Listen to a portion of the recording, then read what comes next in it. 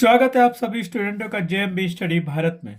तो आज हम स्टडी करते हैं अंगद सर के साथ कक्षा 9वीं की गणित के अध्याय 8 चतुर्भुज का। ये चतुर्भुज का भाग नंबर 18 है, जिसमें हम जानेंगे मध्य बिंदु प्रमेय। मध्य बिंदु प्रमेय क्या है, मध्य बिंदु प्रमेय लिखिए और सिद्ध कीजिए। इससे पहले यदि आपने हमारे चैनल्स जेएमबी स्टडी भारत को सब्सक्राइब नहीं किया है तो सब्सक्राइब कीजिए, ताकि इसी प्रकार की वीडियो आपको सबसे पहले मिल सके। तो आइए हम देखते हैं मध्य बिंदु प्रमेय क्या है। तो मध्य बिंदु प्रमेय पुस्तक में 8.8 प्रमेय है। बहुत ही ज्यादा इंपोर्टेंट है और ये कई बार पूछा गया है। या तो मध्य बिंदु प्रमेय लिखने के लिए आया है, या फिर 5 नंबर में आया है तो उसे लिखना भी पड़ता है और सिद्ध भी करना पड़ता है। अगर मध्य बिंदु प्रमेय नहीं पूछते हैं तो विलोम मध्य बिंदु प्रमेय पूछते हैं कि विलोम मध्य बिंदु प्रमेय क्या है, लिखिए 2 नंबर में। और 5 नंबर में पूछेंगे तो वो कहेंगे विलोम मध्य बिंदु प्रमेय लिखिए और सिद्ध कीजिए। तो इस वीडियो में हम केवल देखेंगे मध्य बिंदु प्रमेय क्या है, लिखिए और सिद्ध कीजिए। तो मध्य बिंदु प्रमेय का कथन दिया गया है, किसी त्रिभुज की किन्हीं दो भुजाओं के मध्य बिंदुओं को मिलाने वाला रेखाखंड तीसरी भुजा के समानांतर होता है।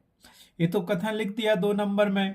अब वो क्या है प्रमेय, तो सबसे पहले हम बना लेते हैं। यहाँ पे क्या बना लेते हैं, त्रिभुज बना लेते हैं। वो कह रहा है किसी त्रिभुज में, तो यहां त्रिभुज क्या होगा, ये त्रिभुज हो गया किसी त्रिभुज में।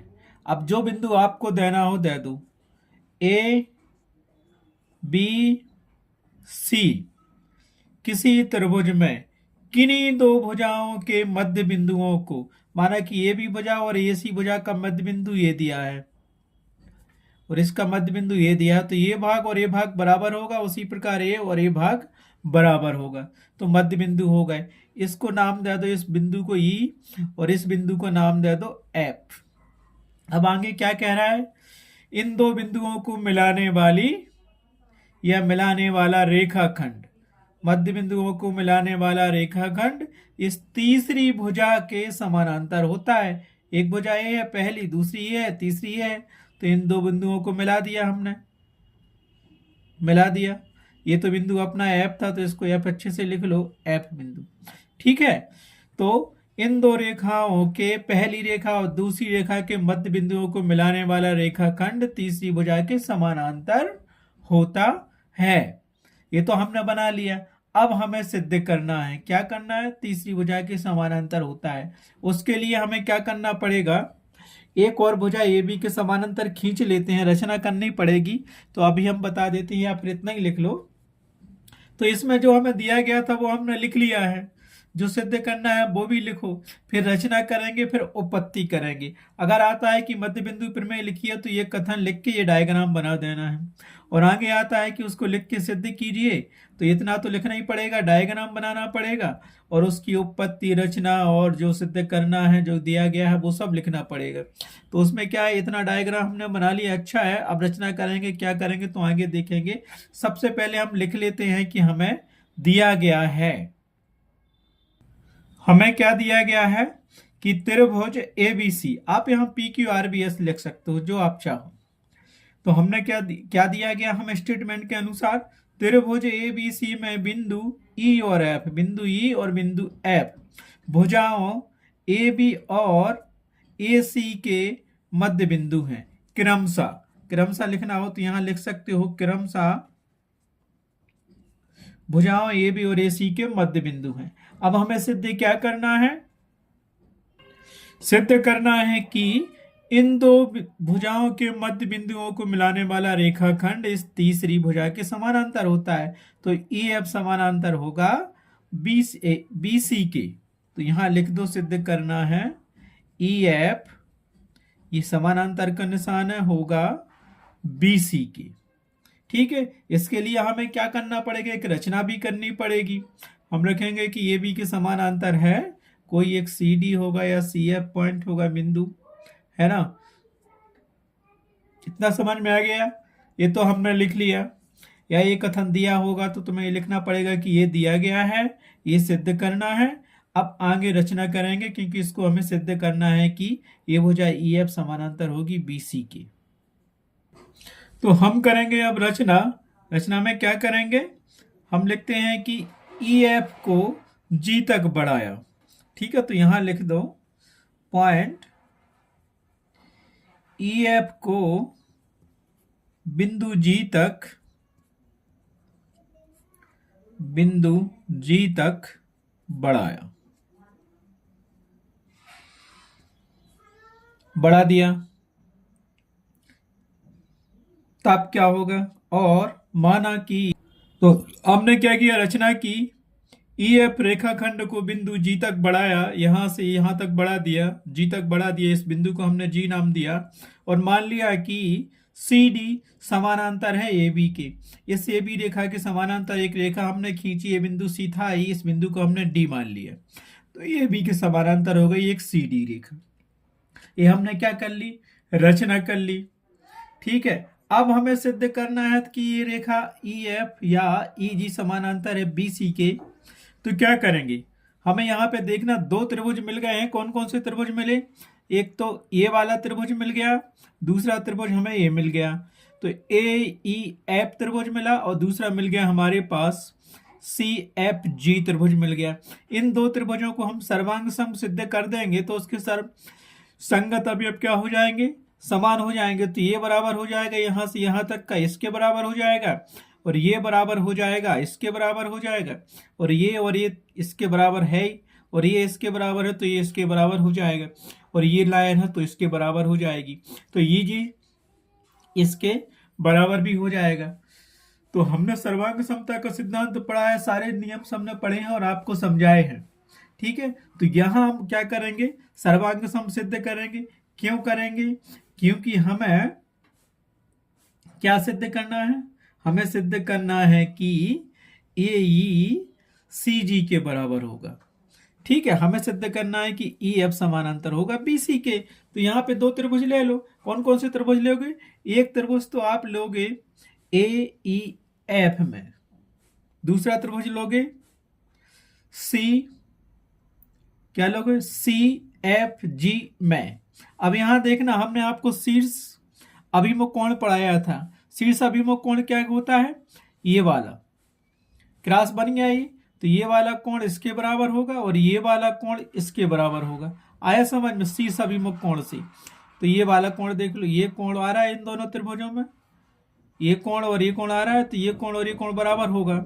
इस त्रिभुज में भी है, इस त्रिभुज में भी, ये कोण एफ ही है, तो ये दिया है एक कोण ए एफ ई, और यहां दिया गया है कोण सी एफ जी। ये दोनों कोण आपस में बराबर होंगे। ठीक है, और दूसरी बात क्या देखेंगे हम, यहां से हम क्या करेंगे, ए एफ बराबर होगा एफ सी के। क्यों क्यों बराबर होगा, क्योंकि ए सी भुजा का मध्य बिंदु एफ है, तो ये भुजा इतनी और ये भुजा इतनी आपस में बराबर होगी, ये दिया ही है। अब एक कोण और यहां से हमें मिलेगा, ये वाला कोण और ये वाला कोण क्या कहलाएगा, ये वाला कोण, क्योंकि ये इस त्रिभुज में आ रहा है और इस त्रिभुज में ये आ रहा है, तो ये बन गया अपने पास जेड। मतलब एकांतर अंतर कोण आपस में क्या बराबर होते हैं, बराबर होते हैं।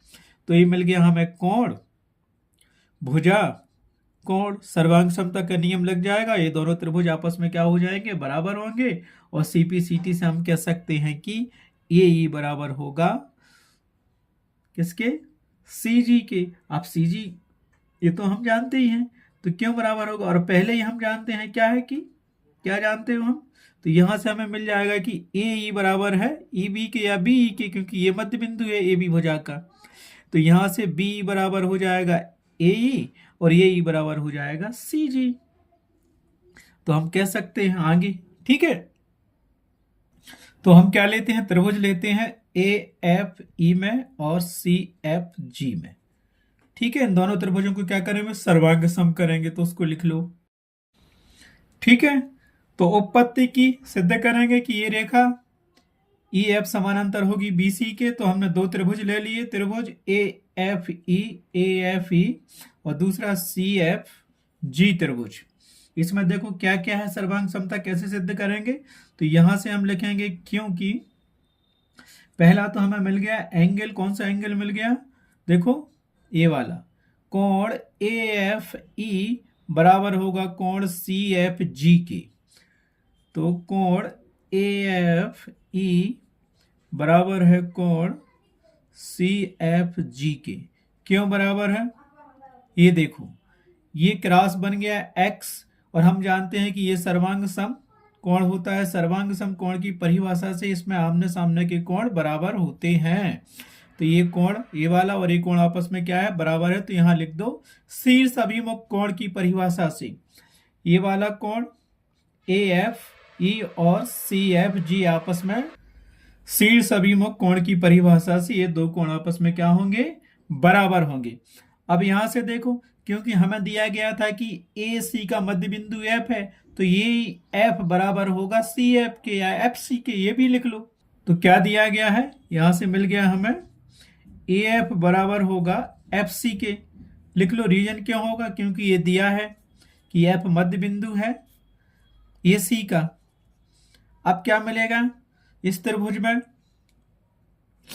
अब देखो एक और मिल गया, ए जेड बन गया हमारे पास इस त्रिभुज में, ए एफ ई त्रिभुज में और सी एफ जी त्रिभुज में ये वाली भुजा और ये वाली भुजा जेड बन गया। तो ये वाला कोण और ये वाला कोण क्या कहलाता है, एकांतर अंतःकोण कहलाते हैं। और एकांतर अंतःकोण की परिभाषा से ये वाले कोण आपस में क्या होते हैं, बराबर होते हैं। तो लिख लो।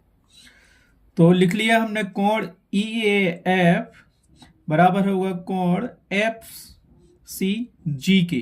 कैसे, लिख लो एकांतर अंतः कोण से। तीन चीजें मिल गई। किसी भी त्रिभुज को सर्वांग सम होने के लिए हमें तीन चीजें चाहिए, तो यहां कौन सा नियम लग रहा है, इसीलिए हम कह सकते हैं कोण कोण भुजा कोण। सर्वांग समता नियम से, सर्वांग समता नियम से क्या कह सकते हैं, नियम से त्रिभुज, कौन से त्रिभुज, त्रिभुज ए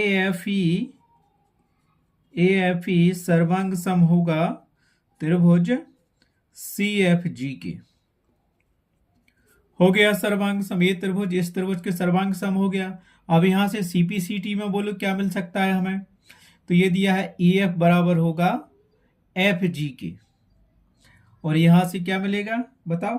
और पहले ही हम जानते हैं कि क्या है, ए ई बराबर है बी ई के, क्यों, वो तो दिया गया था हमें। तो यहां से सीपीसीटी से हम क्या लिख सकते हैं, इसीलिए हम लिख सकते हैं यहां पे ए ई बराबर होगा सी जी,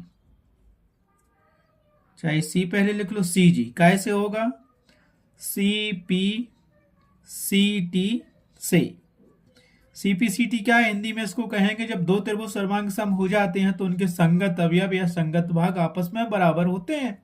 तो ये वाली भुजा इसके बराबर हो जाएगी, ठीक है। और हम क्या जानते हैं, पहले ही हमें दिया गया था, क्या दिया गया था, तो इसको हम क्या लिख सकते हैं, ए ई बराबर बी बराबर सी जी, ये कर सकते हो, क्योंकि ए बी भुजा का मध्य बिंदु ई है, तो बी बराबर या ई बी बराबर होगा ये ई, और ये हम पहले ही सिद्ध कर चुके हैं सी जी के बराबर है। तो यहां से हमें क्या मिल जाएगा, सो दैट इंप्लाइज हम कर सकते हैं वी बराबर होगा ए ई, और ये ई बराबर हम सी जी पहले कर ही चुके हैं। सी जी रीजन लिखना हो तो लिख लो, क्योंकि क्या लिखेंगे बताओ, दिया गया है, दिया है, या तो लिख लो दिया है, या फिर लिख लो कि ए बी भुजा का मध्य बिंदु ई है, इसलिए ए ई बराबर होगा बी के। आया समझ में। तो ये क्या बन गया हमारे पास, समीकरण एक किसको बना सकते हो, समीकरण एक आप इसको बना सकते हो, कई समीकरण आप बना सकते हो। दूसरा हमें क्या मिलेगा, तब क्या कह सकते हैं हम, बी समानांतर होगा सी जी के। क्यों समानांतर होगा, बी समानांतर होगा सी जी के, क्योंकि हम कह रहे हैं कि ए ई बराबर है सी जी, और यहां से स्पष्ट हो रहा है कि ए ई बराबर है बी के, तो बी बराबर हो गया सी जी के। तो ये भुजा वाली भुजा बी समानांतर हो जाएगा सी जी के। तो इसको लिख लो, क्या लिखोगे आप, इसीलिए बताओ, इसीलिए क्या होगा, बी समानांतर होगा सी जी के। इसको समीकरण नंबर आप 2 दे दो। क्यों? क्योंकि बी बराबर सी जी है ना, और मध्य बिंदु प्रमेय यही कहता था। तो समीकरण 1 और 2 से हम क्या कह सकते हैं, लिख लो। तो इसीलिए समीकरण 1 और 2 से, क्या मिलेगा हमें? ई जी सी बी एक क्या होगा? समानांतर चतुर्भुज होगा। इसीलिए समीकरण 1 और 2 से ई जी सी बी एक समांतर चतुर्भुज होगा। क्यों होगा? जब ये भुजा बी समानांतर बराबर होगा सी जी के, मतलब बी समानांतर है सी जी के। ठीक है, इतना तो सिद्ध हो गया। चाहो तो समीकरण 3 दे दो, और नहीं देना है तो जब ये समानांतर चतुर्भुज हो गया, ये भुजा तो ये यहां से यहां तक और यहां से यहां तक क्या हो जाएंगे? ये दोनों भुजा आपस में बराबर हो जाएंगी, क्योंकि ये तो हमने सिद्ध कर दिया है कि बी बराबर है सी जी के, अर्थात बी समानांतर है सी जी के। तब ये हमने सिद्ध कर दिया है कि ई जी सी बी एक समानांतर चतुर्भुज है। और समानांतर चतुर्भुज की परिभाषा से हम क्या जानते हैं? उसकी आमने सामने की भुजाएं बराबर होती हैं। तो ई बी भुजा बराबर है सी जी के, तो ई जी बराबर होगा बी सी के। होगा कि नहीं होगा? बताओ आप। ये तो हो जाएगा। इसीलिए ई एफ समानांतर होगा बी सी के, तथा ई जी बराबर होगा बी सी के।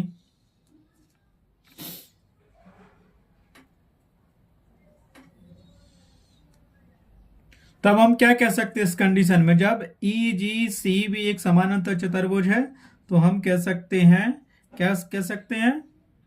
बताओ जल्दी से। ई एफ समानांतर होगा बी सी के। और यही सिद्ध करना था। क्यों होगा? रीजन दे दो। क्योंकि यहां हम जानते हैं, क्या जानते हो? ई जी बराबर होगा बी सी के। ये पूरा ई जी बराबर होगा बी सी के, क्योंकि हमें पता है ई जी सी बी एक समानांतर चतुर्भुज है। सिद्ध कर दिया। समानांतर चतुर्भुज है तो ये बीच वाला बिंदु मध्य बिंदु बन गया इसका, ई जी का। तो ई एफ बराबर होगा एफ जी, है ना। तो ये दोनों बराबर होंगे तो हमें क्या मिल जाएगा फिर? ई एफ बराबर, बताओ आप। तो यहां से ये मिल गया हमें। इसको हम क्या लिख सकते हैं? ई जी को 2, क्या लिख सकते हो? देखो 2 ई एफ क्यों लिखा हमने? 2 ई एफ बराबर होगा बी सी के। क्यों लिखा? रीजन आपको क्या है कि ए आधा पार्ट है और आधा ए है, तो आधा और आधा जोड़ के एक हो जाएगा, तो आधा एक हो गया और आधा एक हो गया, तो 2 आधे हो गए, है ना। तो इसको लिख दिया इतना। तो बीसी का आधा क्या हो जाएगा? अर्धा। तो हमें क्या मिल जाएगा यहां से? ई एफ बराबर मिल गया बी सी बटे 2। अब ये कहां से आया? क्योंकि यहां रीजन देना हो तो दे दो, क्योंकि हम जानते हैं कि ई एफ बराबर है एफ जी के, क्योंकि ये बिंदु मध्य बिंदु दिया है एफ, और ये दोनों समांतर चीजें होती हैं। तो इसको लिखना चाहो तो लिख लो कि ई एफ बराबर है एफ जी के। ठीक है, लिखने की जरूरत नहीं है, तो हमने समझा दिया रीजन। हमें केवल इससे मतलब था ये कहां से आ गया? ई एफ समानांतर होगा बीसी के। हम जानते हैं कि ये पूरा जब समानांतर चतुर्भुज ये है, तो ये वाली भुजा इस भुजा के बराबर होगी। और ये जो मध्य बिंदु एफ दिया है ए सी का, तो ई जी का भी मध्य बिंदु होगा। सो यहां से यहां तक का पार्ट और यहां से यहां तक का पार्ट 2 पार्ट होगा। तो E F plus F G, इसको हम कह सकते हैं कि 2 ई एफ कर लो चाहे 2 एफ जी कर लो, बराबर होगा इस पूरे बी सी की। ठीक है, तो ई एफ बराबर हो गया बी सी अपॉन 2। सिद्ध हो गया। ये यही तो सिद्ध करना था, तो लिख दो इति सिद्धम। यही आया समझ में? इतना तो हमने लिख दिया। यही सिद्ध करना था। क्या सिद्ध करना था? कथन पूरा लिखना पड़ेगा। अतः स्पष्टतया किसी त्रिभुज की किन्हीं दो भुजाओं के मध्य बिंदुओं को मिलाने वाला रेखाखंड तीसरी भुजा के समानांतर होता है। यही क्या करना था हमें? अतः स्पष्ट है कि किसी त्रिभुज की किन्हीं दो भुजाओं के मध्य बिंदुओं को मिलाने वाला रेखाखंड तीसरी भुजा के समानांतर होता है। ये लिखने के बाद लास्ट में आप लिख दोगे इति सिद्धम। ठीक है। इस प्रकार से मध्य बिंदु प्रमेय कंप्लीट हुआ। इस वीडियो में बस इतना ही। अगर समझ में ना आया हो तो कमेंट्स कीजिए, फिर से मैं समझाने की पूरी कोशिश करूंगा। Thanks for watching my video.